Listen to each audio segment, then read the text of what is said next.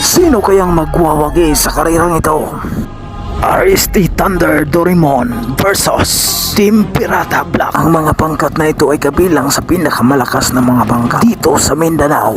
At sa karirang ito, malalaman natin kung sino ang pinakamatulin sa dalawa. Ang RST Thunder ba na galing pa sa Bunawan, Davao City, powered by Mr. Richie Cabaluna, o ang Pirata ba galing pa sa Iligan City? At ang mekaniko nito lang iba kundi si Mr. Manuel Hambre. At ito na nga, sa pagkakataong ito ayaw magbigayan ng dalawa, pero parang naunang nakaliko ang kulay pula at humahabol ang kulay itim.